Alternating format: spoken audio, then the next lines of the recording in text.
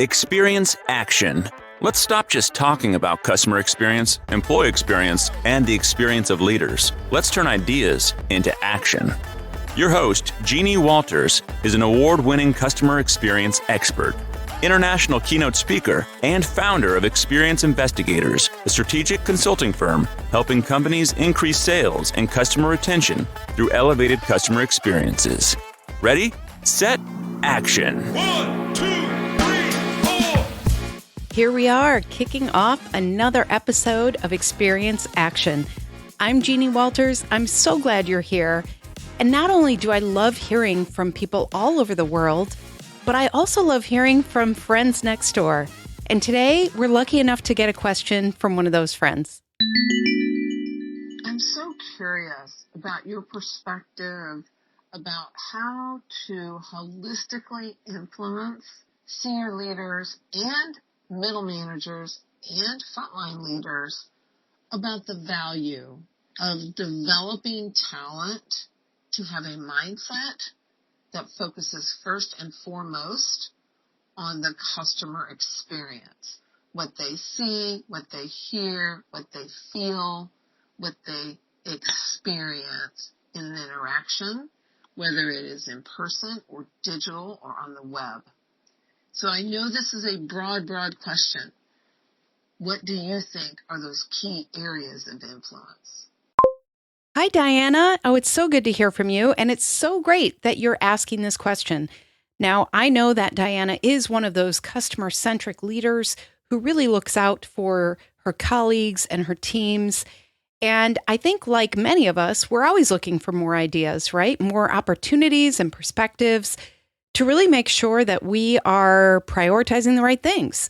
Because as customer experience leaders, we are constantly asked to juggle priorities, to make sure we're taking care of customers and the employees who serve them, to make sure that we're delivering business results for our operations, but we are also making sure that we are exceeding customer expectations in everything we do. It's no small feat. So yet again, I just want to say, I see you all working so hard, and I want to thank you for that hard work. Now, Diana, this is such an insightful question, because I really think that when we talk about embedding a customer-first mindset across all levels of leadership, from senior leaders to middle managers and frontline staff, it really requires a multifaceted approach. So I'm going to give you a handful of ideas. Now, these ideas are ways to both think for your mindset and also a few actions that anybody can take right away. So let's go ahead and jump in and talk about how can we approach a customer-first mindset across all levels of leadership? Let's jump right in. Now, number one, you've heard me say this before, we need leadership commitment. Now, if you don't have this, I don't want you to just turn this off and think, I can't do it. Because sometimes we have to build that commitment. We have to educate and influence the leaders that we serve. But really, it all begins at the top. It is harder to be successful as a customer experience leader if you do not have the senior leadership who is really there to endorse and also actively participate in customer experience initiatives. A study by Temkin Group a while ago, and then some others, have really found that companies with strong leadership commitment to customer experience outperform their peers by a significant margin in terms of revenue and customer retention. Now, what can you do if you're starting from scratch? One thing I would suggest is organizing maybe a monthly or a quarterly, whenever you can, a customer day where senior leaders interact directly with customers and frontline employees. This can include field visits, customer service calls, or participating in customer feedback sessions. The more that you can get your leadership involved, the more they will see how important this is. Number two, education and training. Now, we want to make sure that we are providing continuous education and training programs, because if we don't, customer experience can become something we just kind of talk about occasionally. People think it's a flavor of the month. They think it's trendy. They think it's something that they don't really have to concern themselves with.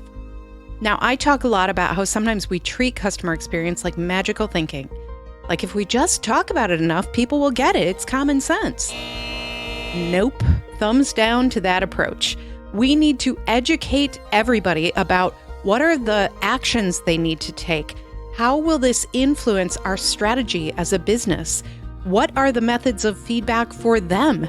So our frontline employees, our leaders, everybody in the middle has an avenue to say, you know what I think would work better for the customer, and know that they'll feel heard.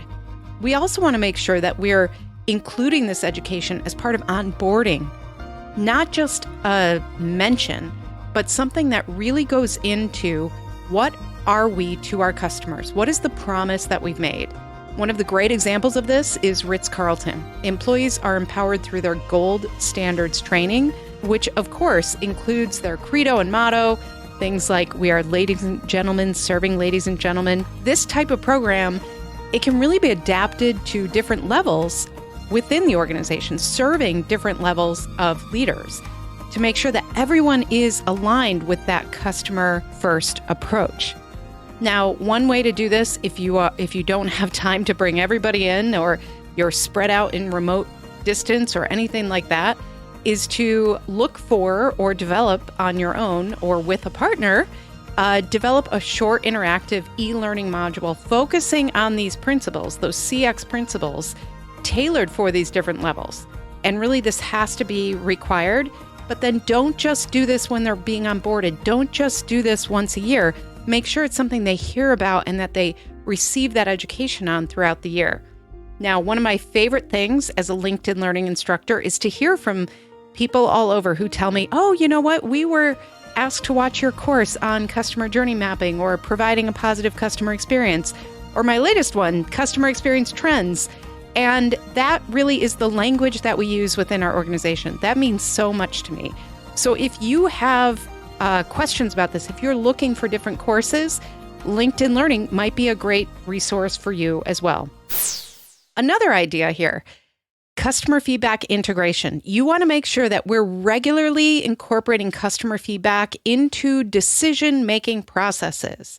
So this means going way beyond just collecting data, but actively analyzing it and using it to make informed decisions. So the one that always pops to mind for this, I know it's an overused example, but Amazon is pretty amazing at this. They consistently use customer feedback to drive improvements and innovations. And that and innovations piece is what most organizations overlook. If you can use customer feedback, the insights that you gather, the data that you get there to make your business better, then every level of leadership will really see that and understand the value of it. Number 4, employee engagement and recognition.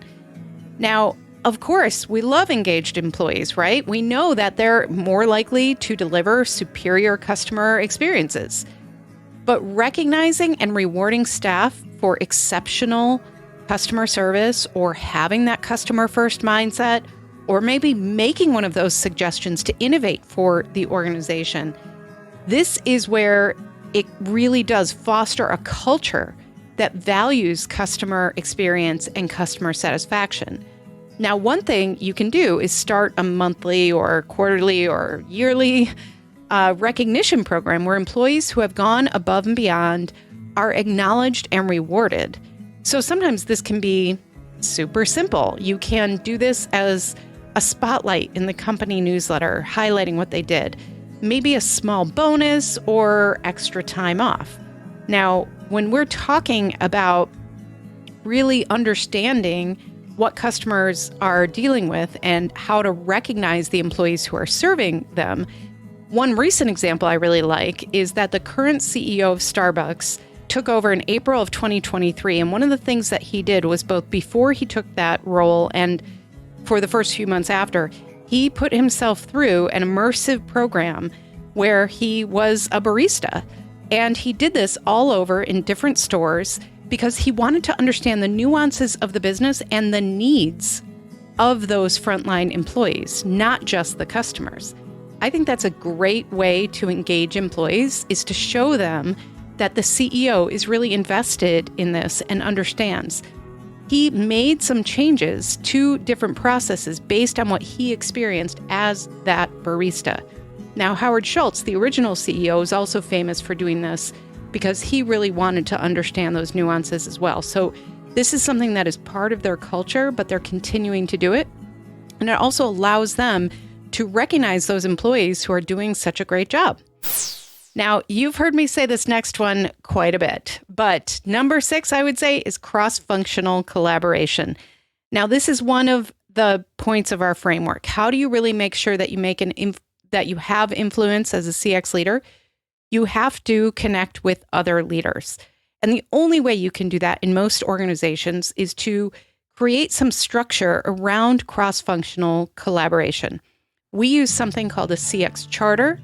On experienceinvestigators.com, you can even find an agenda for an experience meeting.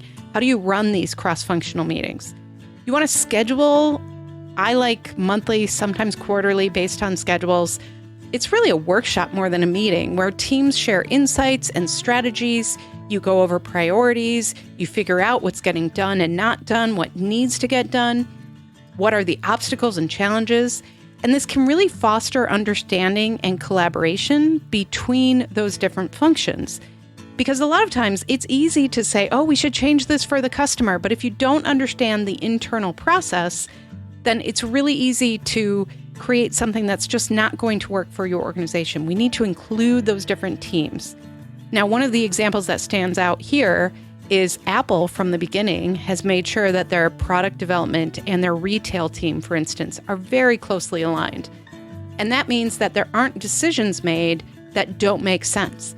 This has to be part of what we're doing there. We have to make sure that we are really looking for who needs to be involved, how can we get them involved early, and how can we help them be part of the value, not just show them the value.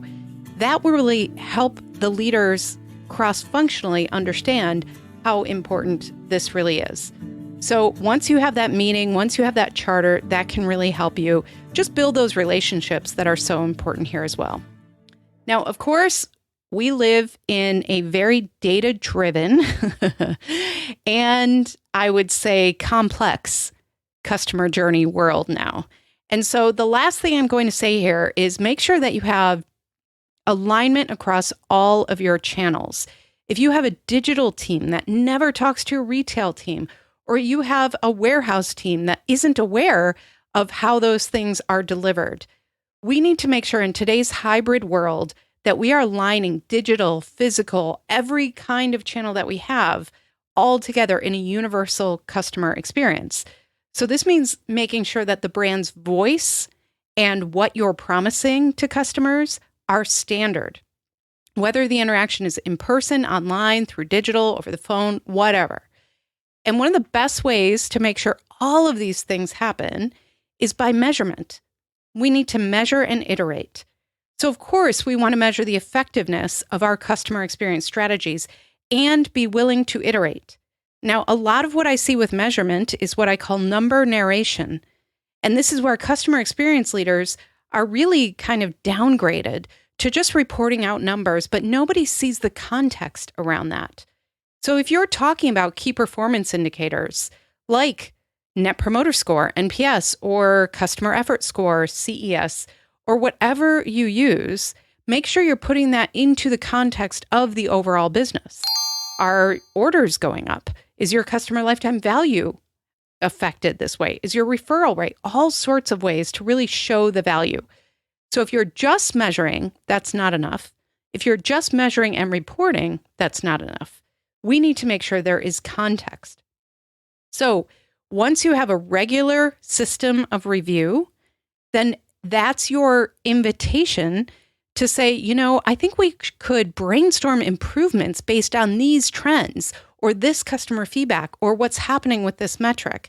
But we have to really put all of those things together to make sure that we are providing that context, which is so crucial to developing that customer-centric mindset throughout the organization. So by focusing on all of these things, this multifaceted approach, organizations can develop a really strong customer-centric culture that permeates every level of the organization.